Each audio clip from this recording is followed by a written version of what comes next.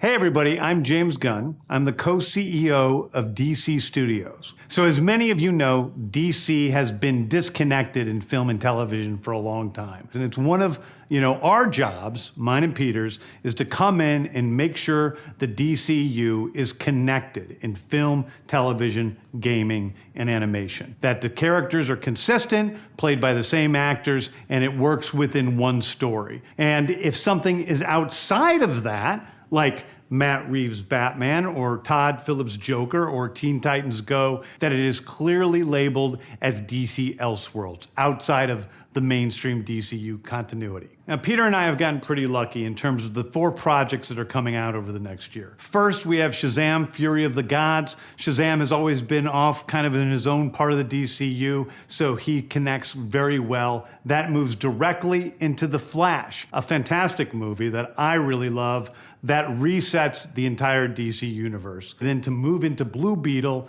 a fantastic film about a kid who's a marvelous part of the DCU, and then into Aquaman 2, which leads directly into our next few projects, which I'm going to tell you about now. So, Peter and I, along with a group of very talented writers, have started to map out an 8 to 10 year plan of what DC Studios will be in film, television, and gaming. This first chapter is called Gods and Monsters. Now, this, what I'm about to tell you, is a part of the first chapter. It's not the entire first chapter.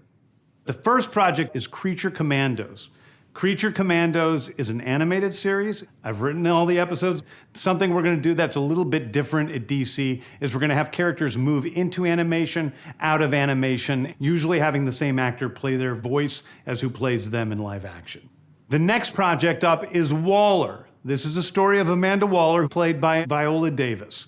Viola Davis is going to team up with members of Team Peacemaker, and this is a story that's been created by Crystal Henry, who did Watchmen, and Jeremy Carver, who created the Doom Patrol. It is a fantastic story that's out of this world, and I can't wait for people to see it. Okay, next up is the big one, the true beginning of the DCU.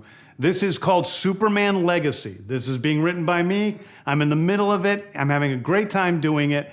And Superman will be released into theaters July 11th, 2025. Okay, the next thing is a big premiere HBO television series called Lanterns. This is a story of a couple of Green Lanterns, John Stewart and Hal Jordan, and we have a few other Lanterns peppered in there, but this is really a terrestrial-based TV show, which is almost like True Detective with a couple of Green Lanterns who are space cops watching over Precinct Earth. In it, they discover a terrifying mystery that ties into our larger story of the DCU. Next is a big movie called The Authority. The Authority is a passion project of mine. It's based on the marvelous Wildstorm characters we are now bringing into the DCU and will interact with all of our primary DCU characters. The Authority are a group of superheroes who think the world is broken and they want to fix it by any means necessary. I think it's a very different look at superheroes.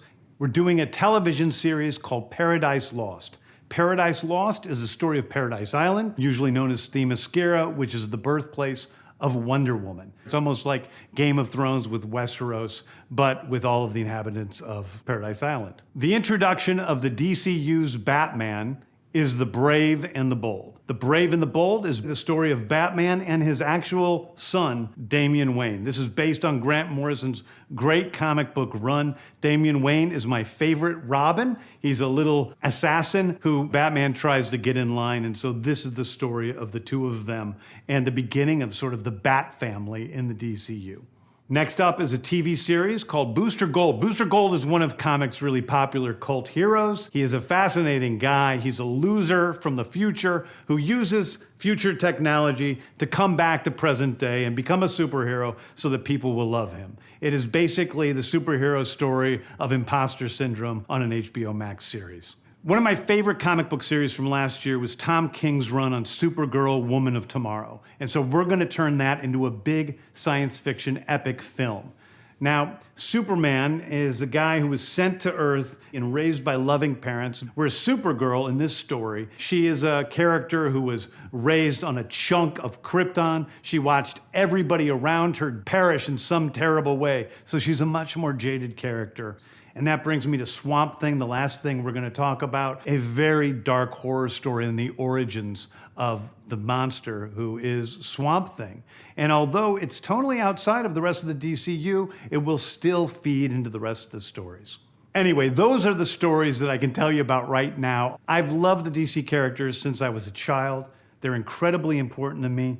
I knew that this was a once-in-a-lifetime opportunity to do something very different. One of the things that's very important for me in all of these movies and TV series is that the director's vision and the vision of the writers and all of the creators is unique and something special. Storytelling is always king. That's all that matters to us. And I want to be true to those stories. I want to be true to you guys and really give you something different than you've ever seen before. Anyway, thank you, everybody. I appreciate you watching. I hope this was exciting for you because it's really exciting for me. And I can't wait to start to dive into these stories with you guys on this grand adventure.